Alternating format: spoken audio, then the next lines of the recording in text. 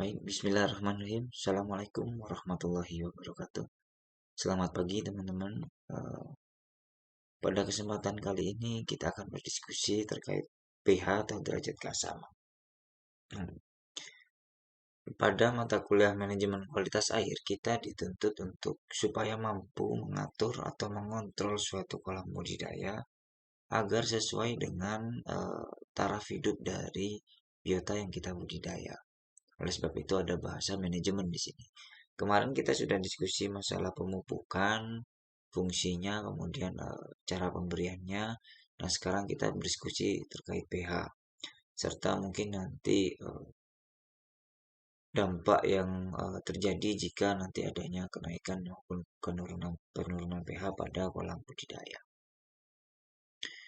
Oke, yang pertama, kalau kita bicara masalah definisi, pH adalah logaritme negatif dari konsentrasi ion hidrogen H+, yang mempunyai skala antara 0 sampai 14. Kenapa ada bahasa logaritma negatif? Kita pakai logaritma karena umumnya nilai hidrogen yang kita ukur itu mempunyai nilai konsentrasi 0, sampai di belakang 6 di belakang koma 4 atau sampai 6 di belakang koma.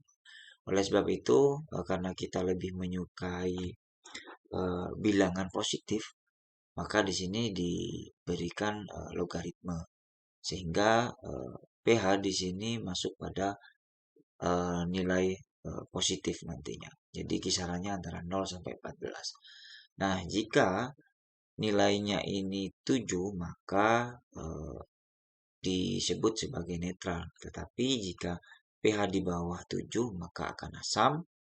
Kemudian di atas 7, maka disebut sebagai basa, seperti itu. Nah, pH merupakan variabel kualitas air yang dinamis dan berfluktuasi sepanjang hari. Karena pengaruhnya ada banyak, salah satunya dengan adanya CO2 atau karbon dioksida serta alkalinitas. Nah, dengan adanya CO2 tadi, kandungan CO2 yang berinteraksi dengan air atau H2O, maka akan mempengaruhi ion hidrogen tadi. Sehingga arahnya nanti bisa mengarah ke asam ataupun mengarah ke basa. Nah, kita karena mengambil mata kuliah manajemen kualitas air, kita harus mampu mengatur setidaknya. Mampu mengatur supaya skala atau nilai dari pH yang akan kita inginkan di kolam budidaya ini bisa tercapai. Sehingga tidak mempengaruhi pertumbuhan dari biota yang kita budidaya. Nah, ini kenapa dinamis dan fluktuasi nanti kita diskusi di belakang. Nah, lanjutan. Pada perairan umum yang tidak dipengaruhi aktivitas biologis yang tinggi, nilai pH jarang mencapai di atas 8,5.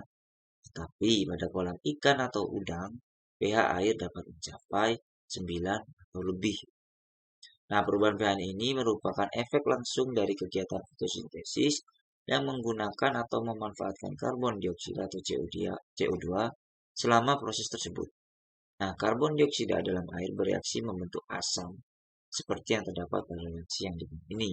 Jadi ada CO2, ada H2O yang kemudian berubah menjadi H2CO3 dan selanjutnya berubah menjadi HCO, 3- dan plus H atau ion hidrogen. Nah, ketika fotosintesis terjadi pada siang hari, CO2 banyak terpakai dalam kegiatan ini, sehingga menurunkan konsentrasi CO2 dan akan menurunkan konsentrasi H+, sehingga menaikkan pH air. Nah, sebaliknya pada malam hari, semua organisme nanti melakukan respirasi dan menghasilkan CO2, sehingga pH menjadi turun atau lebih mengarah pada asam.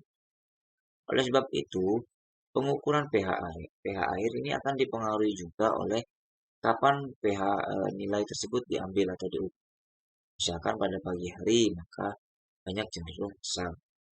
Seperti itu. Dan di tengah hari, yang nanti ada menghasilkan oksigen, maka cenderung ke netral atau basa. Selanjutnya, fluktuasi pH yang tinggi dapat terjadi jika densitas fitoplankton juga tinggi. Tambak dengan total alkalinitas yang tinggi mempunyai fluktuasi pH yang lebih rendah dibanding dengan tambak yang beralkalinitas rendah. Hal ini disebabkan kemampuan total alkalinitas sebagai buffer atau nanti juga kita akan berbicara tentang alkalinitas. Pada pertemuan kemarin kita juga sudah berdiskusi terkait tas yang ada kegiatan perubahan, maka akan ada kenaikan nilai alkalinitas, di mana nilai alkalinitas yang baik itu di atas 70 sampai pada 100 ke atas. Nah, nilai alkalinitas ini fungsinya untuk menjaga supaya pH bisa terus stabil. Jadi kita bahas juga di bawah. Kenapa kok bisa alkalinitas menjadi penyangga atau buffer dari pH suatu kolam budidaya. Nah, pH berpengaruh terhadap toksisitas beberapa senyawa kimia dalam air. Daya racun amonia meningkat dengan meningkatnya pH. Kemudian amonia yang tinggi, ionisasi atau ya, konsentrasinya lebih tinggi pada perairan air. Sedangkan amonia terionisasi NH4+ lebih banyak ditemukan pada pH. Sementara itu sulfida dalam bentuk es akan meningkat seiring. Nah, ini gambaran kandungan nilai pH yang diukur pada kolam budidaya.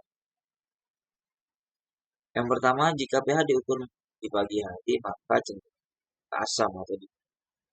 Dan jika diukur pada siang hari, dia akan lebih mengarah pada basa. pH juga mempengaruhi aktivitas ikan. Ikan dan biota lainnya ambang batas pH darah sekitar. Sehingga pH air kolam yang sesuai adalah yang mendekati nilai tersebut. Nah, ikan akan mengalami stres jika pH di bawah 5 dan produktivitas kolam rendah jika pH di. Nah, menurut Swinjel tahun 1969, ikan akan tumbuh baik sekitar 6,5 sampai pada kisaran 9.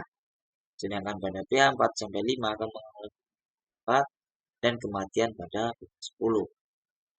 Nah, alkalinitas, kita bicara masalah alkalinitas terkait masalah penyangga atau buffer untuk nilai pH di.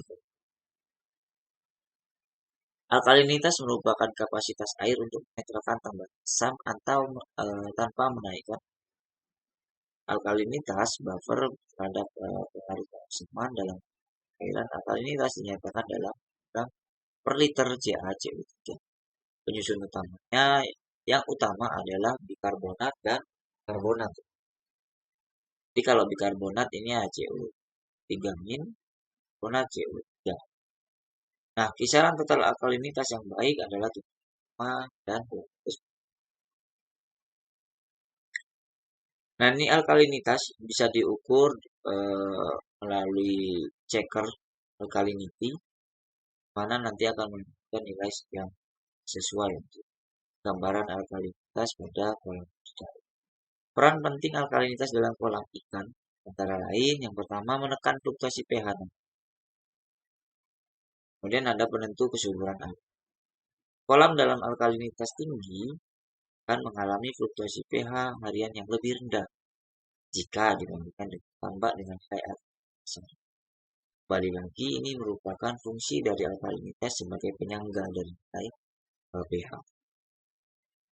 Penambahan kapur dapat meningkatkan nilai alkalinitas, terutama tambak dengan total alkalinitas di bawah 75 ppm.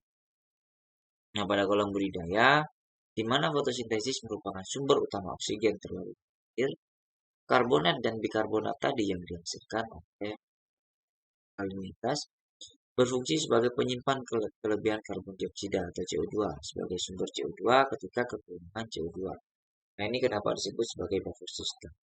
Jadi, saat nilai pH mengarah ke asam atau kekurangan ion hidrogen, dengan adanya ion hidrogen dan CO2, maka alkalinitas atau bikarbonat dan karbonat tadi ini akan menghasilkan karbon dioksida untuk menggantikan ion hidrogen tadi yang hilang. Sehingga nilai pH akan balik stabil. Kemudian jika pH cenderung ke basa, maka fungsi bikarbonat dan karbonat alkalinitas tadi itu akan menyimpan sebagian ion hidrogen di pH tadi supaya pH kembali ke arah netral seperti itu. Ini fungsi dari alkalinitas sebagai buffer atau buffer system. Tanpa adanya sistem penyangga, CO2 bebas akan membentuk asam karbonat dan jumlah yang banyak sehingga dapat menentukan pH secara drastis pada malam hari hingga mencapai 4. Pada saat puncak fotosintesis, sebagian besar CO2 bebas digunakan oleh fitoplankton sehingga pH dapat mencapai lebih dari 9. Nah, sekarang masuk ke pH tanah. Variabel pH tanah merupakan faktor penting penentu kesuburan tanah karena mempengaruhi ketersediaan nutrien dan kontrol reaksi kimia di dasar. Nilai pH tanah dasar ini kisaran antara 4 sampai dengan lebih dari 9. Tetapi pH yang paling baik itu ada di 6 atau 7. Sebagian besar mikroorganisme tanah khususnya bakteri berfungsi optimum pada pH 7 sampai 8. Sumber keasaman sebagian besar tanah kolam adalah ionium. Kapur pertanian CaCO3 yang diaplikasikan ke tanah akan asam. Jadi selain dari masukan air yang kita beri perlakuan tadi, tanah juga berperan dalam meningkatkan atau meningkatkan pH di airan atau di kolam ikan yang menggunakan daya. Nah, oleh sebab itu perlu kita lakukan di dua aspek ini, di aspek yang bagian tanah maupun di airnya. Kalau pada aspek tanah kita bisa memberikan kapur juga atau pengeringan CaCO3 ya, sehingga kapur tadi saat sudah kering kemudian kita masukkan air bisa berpengaruh terhadap kandungan alkalinitas pada air, sehingga fungsi dari buffer alkalinitas sebagai sistem buffer tadi bisa berlangsung, sehingga bisa menetralkan. Kembali lagi, kolam budidaya yang kita budidayakan ini merupakan ekosistem tertutup, di mana ini jarang sekali dipengaruhi oleh faktor eksternal, sehingga kita perlu memberikan perlakuan untuk mengatur atau mengontrol kualitas air yang kita inginkan, atau paling tidak yang sesuai biota ini. Oleh sebab itu ada bahasa manajemen di sini, kan kualitas air. Bahasa manajemen difungsikan sebagai mampu mengatur atau mengontrol kualitas air sesuai dengan keinginan. Nah, oleh sebab itu tadi fungsi dari pH, kemudian bagaimana cara mengontrol pH mungkin sudah dijelaskan di slide. Nah, hubungan CO2 atau karbon dioksida dalam perairan berkaitan erat dengan pH.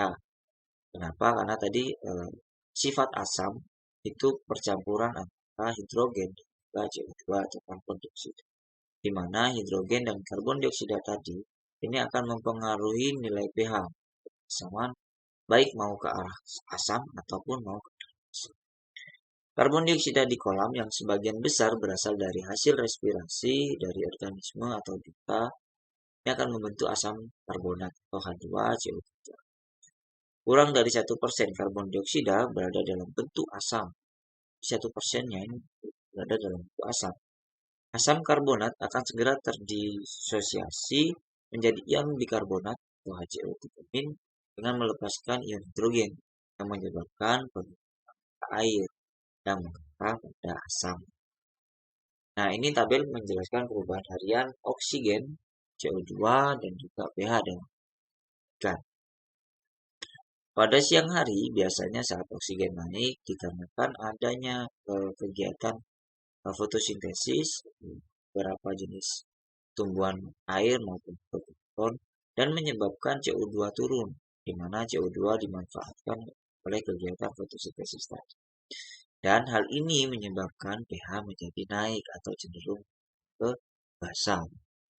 Nah, kalau pada pagi hari oksigen turun karena selama malam hari itu tidak ada kegiatan fotosintesis, yang ada malah kegiatan semua organisme menghasilkan CO2. Sehingga pada pagi hari CO2 masih dalam kisaran tinggi atau naik dan menyebabkan pH menjadi turun atau arahnya ke asam. Nah, pH, alkalinitas, dan CO2. Pada air yang mempunyai alkalinitas tinggi, alkalinitas beda ya, kemampuan penyangga bagus, dan tingkat hardness atau kesadahan yang sama akan menyebabkan pH menjadi netral atau sedikit basah. kisarannya ada di 7 sampai 8 dan tidak banyak mengalami fluktuasi. Wurtz dan Darmorow tahun 1990. Seperti yang dijelaskan di awal, nilai pH ini merupakan nilai atau parameter kualitas air yang cenderung fluktuatif, bisa sewaktu-waktu berubah, sangat dinamis. Nah, oleh sebab itu, dengan kita mempertahankan tas dan juga hardness, maka ini bisa menyangga perubahan dari pH secara dinamis tadi. Alkalinitas tinggi pada kolam, terutama yang tersusun dari karbonat, dapat mencegah kenaikan pH yang tinggi pada siang hari, di mana fotosintesis berlangsung dalam frekuensi yang sangat tinggi. Sehingga penambahan dari oksigen ini akan berpengaruh terhadap nilai pH, yang mana akan mengarah cenderung ke basa. Nah, karbon dioksida dalam air akan terus berkurang, bahkan habis, yang mengakibatkan pH menjadi naik tanpa bisa dikontrol. Pada kondisi ini, pH atau cadangan ion bikarbonat akan berubah menjadi karbon dioksida yang dapat mengontrol. Nah, ini gambaran tentang alkalinitas kolam yang diberikan, kolam yang mempunyai nilai alkalinitas tinggi dan alkalinitas yang rendah.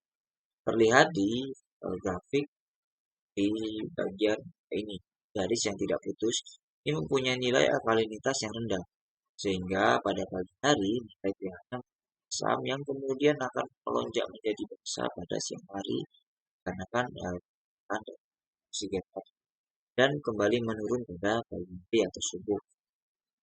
Nah, bagaimana dengan alkalinitas tinggi, teman-teman, sebagai penyangga tadi?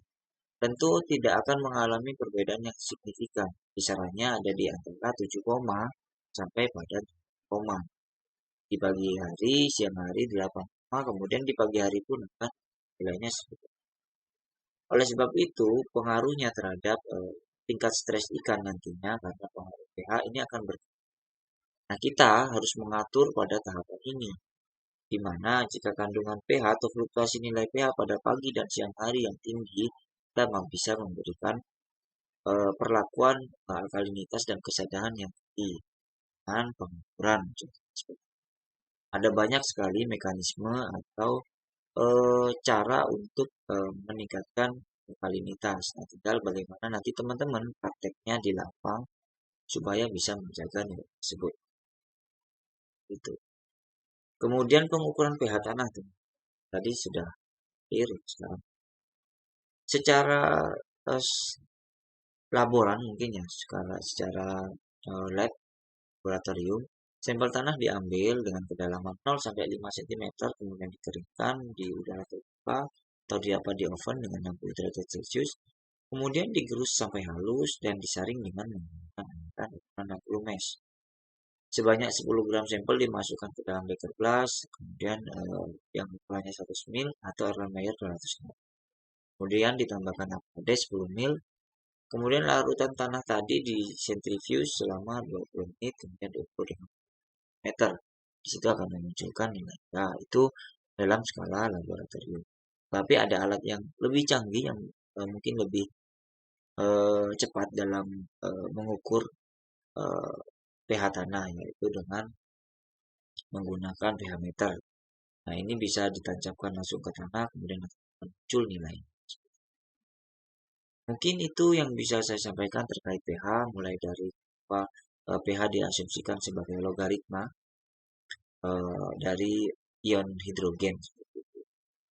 Kemudian bagaimana fungsi dari alkalinitas maupun kesadaran atau hardness sebagai penyangga dari pH tadi, sehingga fluktuasi nilai pH pada kolam perairan, kolam budidaya ini dapat terjaga, tidak fluktuasinya tidak terlalu tinggi.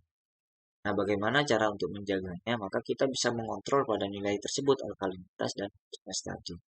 Bagaimana kita untuk mendapatkan nilai alkalinitas dan hardness? Itu bisa kita melakukan kegiatan pengukuran CaCO3.